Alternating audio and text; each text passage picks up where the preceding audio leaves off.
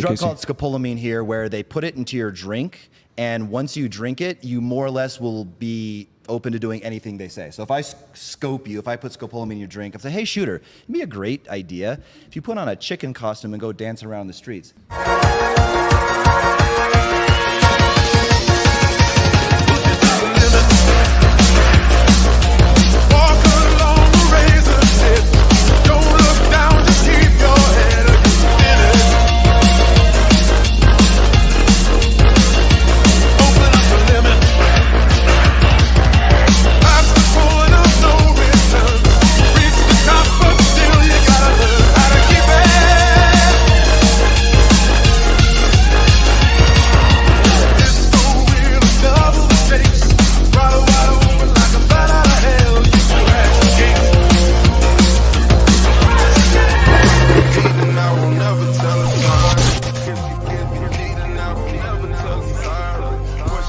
Make sure that so there's a drug called scopolamine. I'll let you just we're good. Okay. We're good to go. Yeah, Go there's ahead, a drug Casey. called scopolamine here where they put it into your drink, and once you drink it, you more or less will be open to doing anything they say. So if I scope you, if I put scopolamine in your drink, I say, hey, shooter, it'd be a great idea if you put on a chicken costume and go dance around the streets. Oh, mate, it's a great idea. Why didn't I think of that? So basically, it turns you into a simp. Yeah.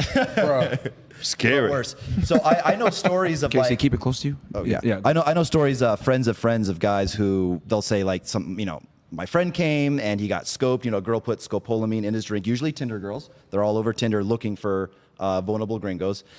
And the guy gets scoped, and then just horror stories. 200K in crypto, gone. Yeah. And it's funny here, I can't even use my own goddamn Capital One credit card half the time. It's like, I know, like I can verify what street I grew up on and what my, last four of my social. I can't even use my credit cards here half the time. If these guys, scope you and get your passport, your wallet, your phone, they'll unlock it. They have like friends in banks in like Miami, because everybody here in Colombia has family in Miami and whatnot. They have friends at the banks who will like let these go through, or however they do it. So that's one thing. And like of the guys that I know that got scoped, all of them say, man, I wish somebody would have told me. All the red flags were there. I met her on Tinder. Yeah. She said she didn't have an Instagram. It seemed too good to be true. She wanted to come straight over to my house to drink. And had somebody like me just told you that, like, man, it has every red flag. And then also they're getting like young, good looking guys too. It used to be just fat simps. So Cardi B got her training here. They have a university. That's why they come down here. Scope U is... But also globally, what is the #1 way men bring risk into their lives? Yeah, women. I mean, and then we can even talk about the situation with the Tates, just by being a friendly, hospitable guy and letting in, lots of women come in for parties, and you said you do parties. Yep. How do you manage risk with the parties? Because the idea of bringing in a lot of random women, that terrifies me, bro. I would never do that as a security professional. Like, how do you manage that? Yeah, well, 2 strapped security guards for one. So when the girls walk in here, the first thing they see is a tall, mean, ugly-looking motherfucker with a gun on his hip. Okay, that'll help. Because they may be ready to call their cousins back in Bayo. Bayo's like kind of like a ghetto neighborhood, and they may be ready to call the boys back in Bayo, like, hey, there's 90 gringos in a penthouse, all of them got an iPhone. What's 90 times, $800 per phone? That's a shitload of money. So yeah, first thing they do is they see 2 mean security guards with guns.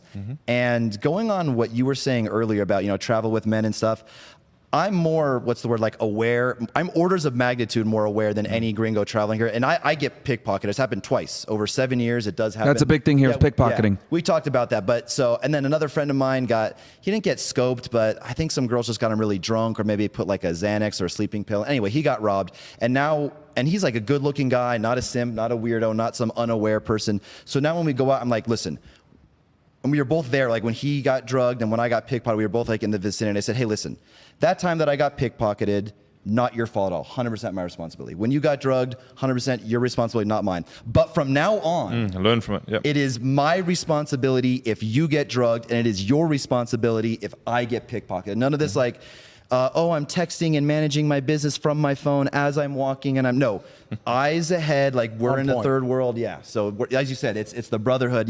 We all watch each other. I think it's much better. I've traveled the world with women, and we were traveling now like a group of, there's like 8, 9 guys of us here. We don't really interact with women besides like one of them's a monster sitting behind the camera. Shout out to the Warner. Shout out to, we walked around that's what you call a security deterrent, right there. My brother. It seems kind of foolish now to be walking around with 1 or 2 girls when you could have a group of guys, especially when it's a high risk like this. But I would say that when it comes to traveling, like you should definitely have an objective. You shouldn't just go in blindly as a tourist. You're going to be easily scoped out, and then you're going to waste a lot of money. Everyone's going to know why you're there. Was that a clever pun? You're going to be scoped out?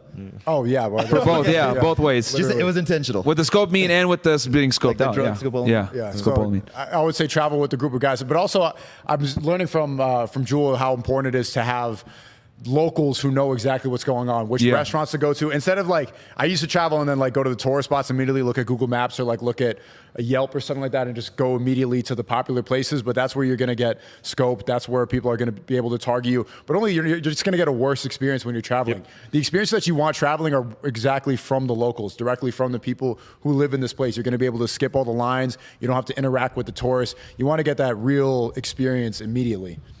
And I'm at the point now where I won't travel somewhere unless I have my staff or third parties that I've interacted with from a professional sense, where I can make a phone call and someone can contact relevant authorities and say, hey, we need proper support here immediately. And I mean, that comes with my line of work. But even let's say you don't have that sort of professional infrastructure globally, you should still be in, whether it's CEO network or War Room or some kind of global membership where, we've got trusted brothers in that city. We've got trusted brothers in this city.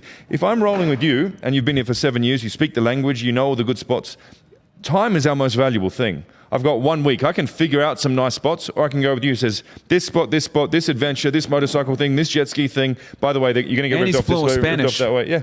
You need like that local knowledge. Yeah. Traveling without local knowledge and without your boys is an opportunity missed. It's an inefficient way to try and get the most out of your days. I don't do it ever. Aside from just the security and safety stuff, it's just boring not to travel. It is. With your Yeah, sure. I would rather be in a 4 out of 10 city with all my boys than a 10 out of 10 city alone. Well said.